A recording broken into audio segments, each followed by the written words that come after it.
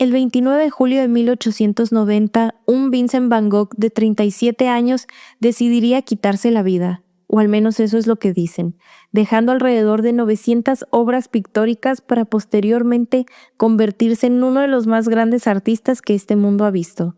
Buenos días, tardes, noches, de donde sea que me escuches y bienvenido a un episodio más de Archive, el podcast.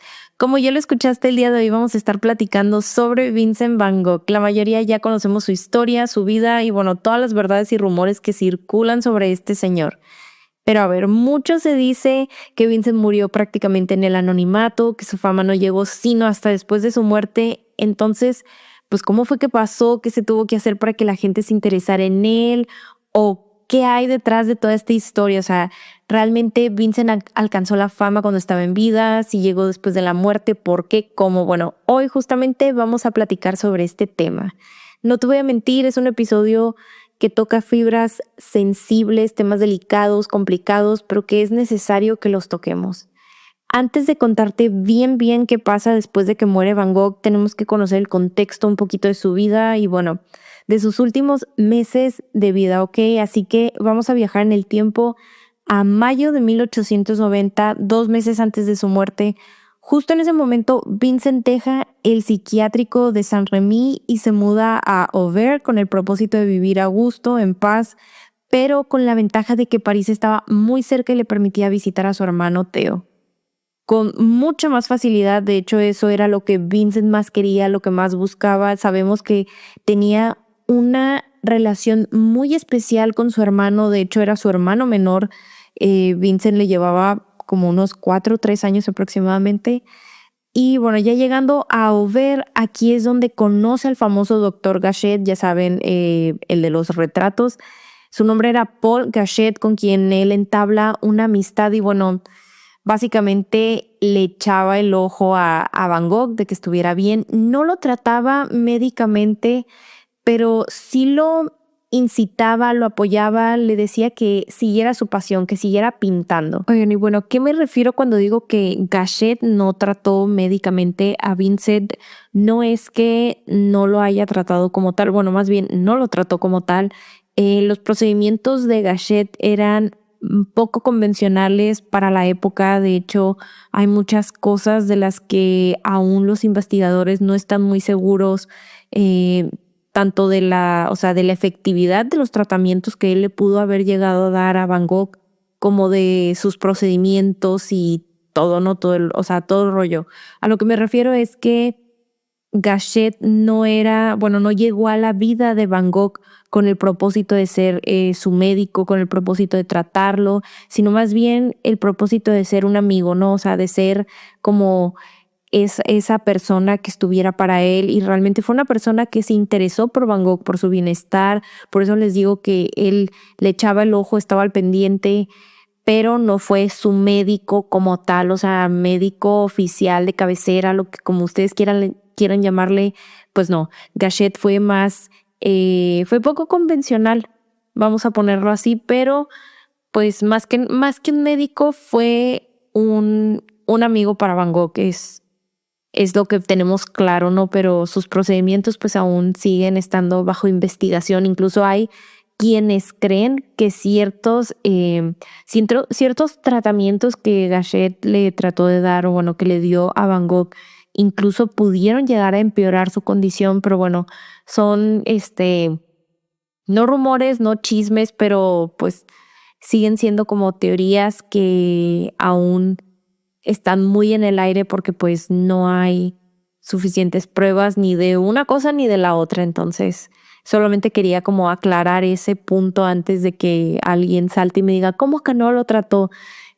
Nada más como para que se sepa bien realmente a qué me estaba refiriendo. Pero continuemos. La verdad es que era justo el amigo que Van Gogh siempre había querido y el tipo de amigo que necesitaba. Ambos compartían ese gusto por el arte. De hecho, Gachet era un pintor amateur y pues de alguna manera, pues, y como te digo, le echaba porras a Vincent para que él siguiera con su carrera de pintor. Y es en este corto periodo de tiempo que él se apasiona por su arte. Digo, o sea, si Van Gogh de por sí parecía que trabajaba un 100% antes, en esa época era como un 200%, por así decirlo. Producía una pintura por día. Se dice que aproximadamente de esta época en Over, que pues fue su última etapa artística, nos dejó 70 pinturas, que son pues las últimas 70 obras de su carrera. Y no está de más decir que, bueno, la gente alrededor de Vincent notaba cierta mejoría en su salud, o sea, como que se le veía más animado, más alegre, como más vivaracho, ¿no? Es en este periodo que vemos muchas obras de paisajes, se la pasaba pintando los campos, las casas, la iglesia, algunos retratos, claro, como el del doctor Gachet que te mencioné, de hecho eran dos. De hecho, casi todas las obras de junio de 1890 son bodegones florales, retratos de Marguerite Gachet, la hija del doctor, y de Adeline Rabot, que ella era la hija del dueño donde Van Gogh rentaba un cuarto para vivir. La verdad es que todo parecía ir bien. Pero ya para principios de julio, Vincent viaja a París a visitar a su hermano y pues a su familia. Estando ahí, Theo le comenta que estaba pensando salirse de trabajar como marchante de arte o art dealer, como tú le quieras decir, y bueno, poner su propio negocio, y esto deja a Vincent muy preocupado porque sabía que, bueno, este cambio representaba cierta inestabilidad e incertidumbre económica, y pues Theo era quien se encargaba de mantenerlo a él, o sea, él veía por Vincent económicamente. Ya de regreso en Over, él le escribe una carta a su hermano y le dice que pues él también se siente nervioso o ansioso porque sabe que pues este cambio traería ciertas dificultades económicas. La carta, pues por si gustas leerla, está fechada del 10 de julio de 1890. La puedes encontrar en el libro de las cartas de Van Gogh. Según yo, en la página del museo creo que también vienen, no sé si está completa o solamente vienen como pedazos de la carta, pero sé que la puedes encontrar fácilmente en internet. Pero bueno, retomando el tema, Theo y su esposa Jo le escriben para decirle que no tenían nada de qué preocuparse, que todo estaba bien, pero pues la verdad es que a Van Gogh esto le afectó demasiado, vivía en constante miedo de que sus ataques de pánico regresaran, la incertidumbre de su futuro lo tenía en un estado sumamente nervioso, y justo en estas fechas pinta tres obras, perdón, que como dice Vincent en su carta, quería mostrar la fortaleza de los campos de la Francia rural. Entre estas obras estaba El Trigal con Cuervo, la famosísima obra que muchos decían, o bueno, que todavía dicen que fue la última pintura de Van Gogh, pero no fue así. Que por cierto, si quieres conocer más sobre este tema, en Instagram todavía, bueno, no, para el momento en que se sube este episodio ya va a estar en mi perfil. Entonces la publicación sobre El Trigal con Cuervos, ahí va a estar, por si la quieres leer, por si quieres conocer qué pasa con esta obra, si realmente es la última, cuál fue su última obra, etcétera. En fin, continuando, sus últimas semanas fueron un tanto difíciles. La verdad es que hubo muchos sentimientos de soledad, de incertidumbre, ansia, y todo esto culmina con el accidente, entre comillas, que sufre el 27 de julio de 1890. Según esto, él se encontraba en el Trigal cuando se disparó al pecho. Para esto, la familia Rabot estaba preocupadísima porque Vincent no llegaba para cenar, y era algo muy raro, sobre todo porque él era súper puntual. Pero bueno, Vincent llega como a las 9 p.m. más o menos, toma el herido, y ahí es cuando Arthur Rabot le pregunta ¿qué es lo que hiciste? A lo que Van Gogh solo le responde: traté de quitarme la vida. Bueno, se hace un show, a la mañana siguiente le informan a Theo, él inmediatamente se va a Over, y dicen que en cuanto llegó se fue directo a ver a Vincent y de ahí ya no se movió, no se despegó de su lado. Vincent de hecho estaba consciente cuando llega su hermano e incluso platicaron y todo, o sea, él se veía pues no bien, pero estaba consciente, estaba como pues lúcido según las fuentes. Y bueno, cae en Theo esta responsabilidad de notificarle a su madre del incidente que había tenido Vincent. Y esto es lo que pues él dice en la carta. Vincent dijo: me gustaría irme, y una hora después obtuvo su deseo. Vincent murió un día después de que Theo llegara a Over. La verdad que es un episodio difícil de grabar porque me es imposible no empatizar con Van Gogh. Lo he dicho muchísimas veces, él fue el artista que pavimentó mi camino por la historia del arte y le tengo muchísimo cariño, mucha admiración, respeto, y también me pone muy sentimental esa conexión que él tenía con su hermano. Y es que cómo no empatizar con el dolor que sintió Theo al perderlo. Creo que para todos, pues de verdad toca una fibra muy, muy sensible.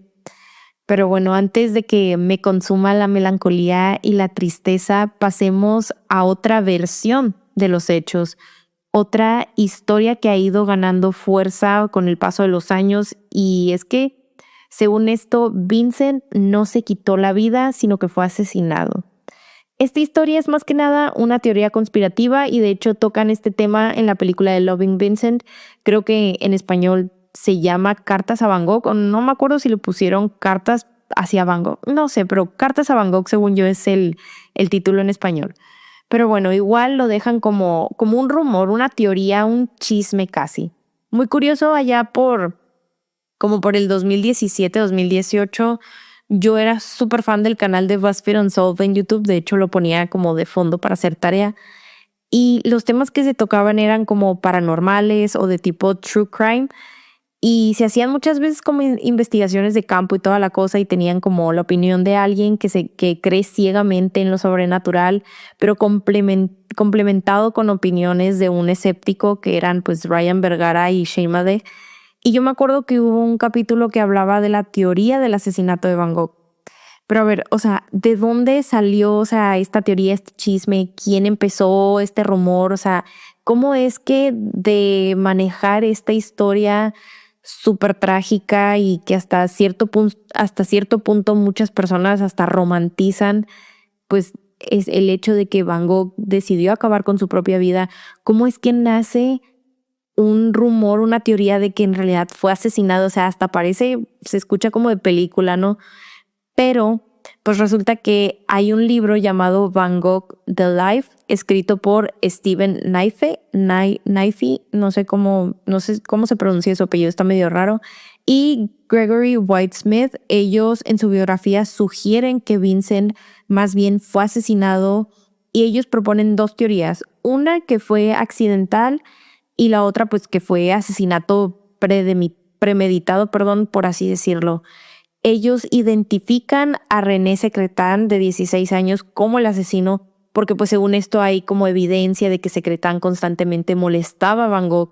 Todo esto no creas que se lo sacaron de su imaginación. Según los autores, la teoría está basada en una entrevista que dio René Secretán a finales de los años 50, donde admite haberle hecho bullying básicamente a Vincent, sumándole que en la década de los 30 John Rewald, historiador del arte, viaja a Auvers para poder entrevistar a los locales que habían vivido la muerte de Van Gogh y que aún la recordaban, o sea, que todavía estaba como en la memoria colectiva del pueblo, ¿no? Y según él, ahí en Auvers corría este rumor de que a Van Gogh en realidad lo habían asesinado unos adolescentes, que pues habría sido René Secretán y sus amigos, ¿no?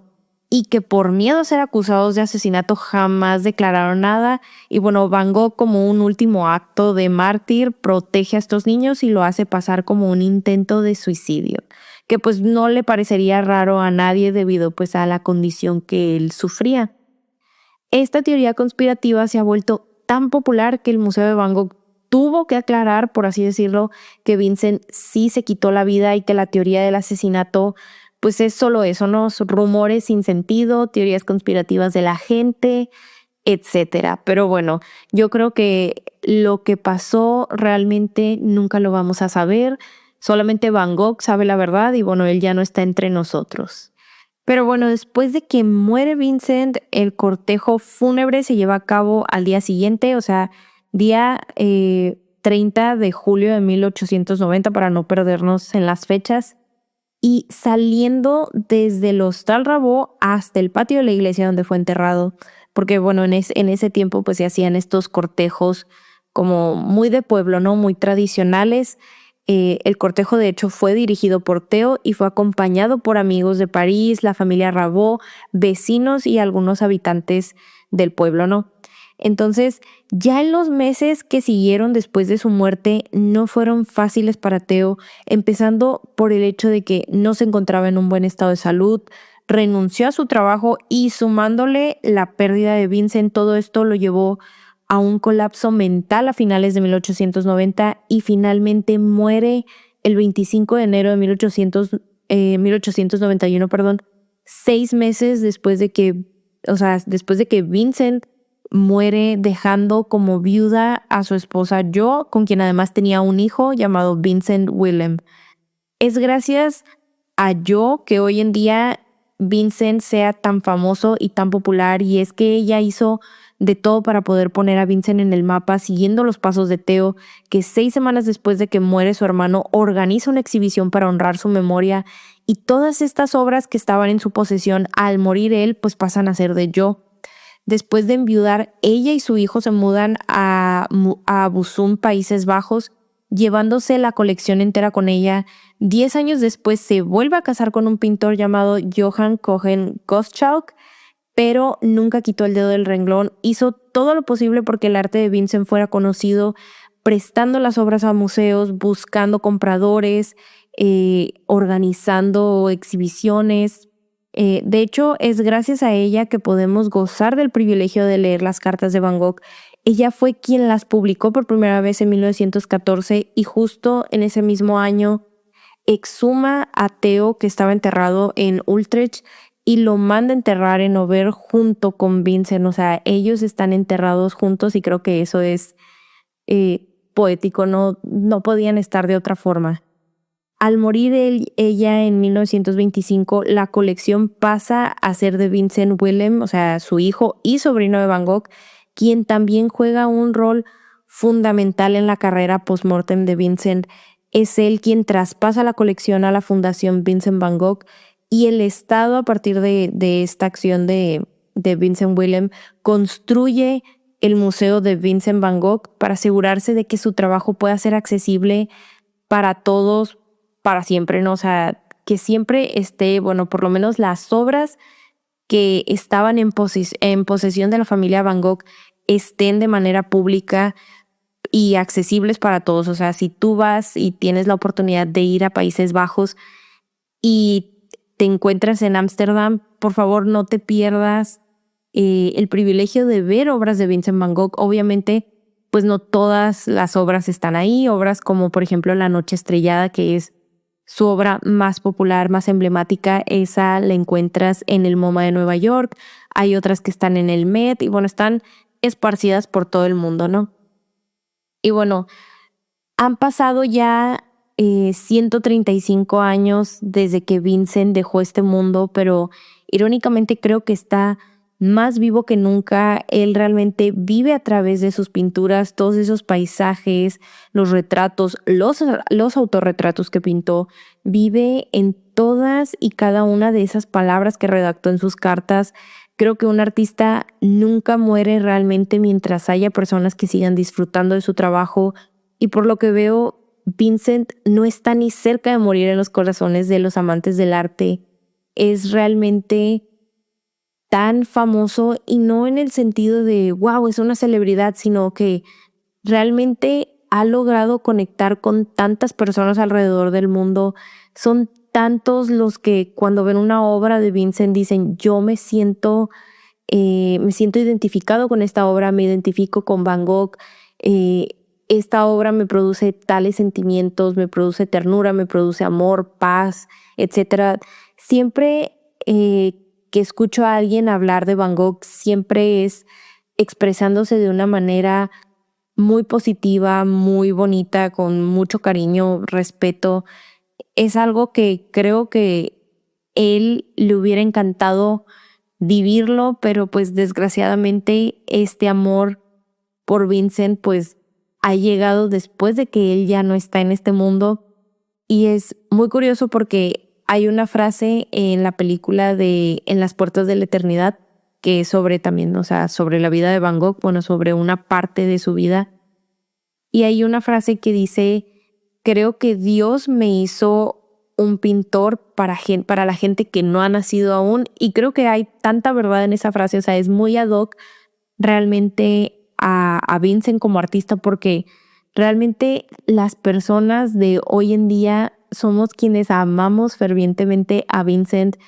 Y es que, pues, cómo no, o sea, realmente está en todos lados, porque hay tantos productos, perdón, o sea, como Frida Kahlo.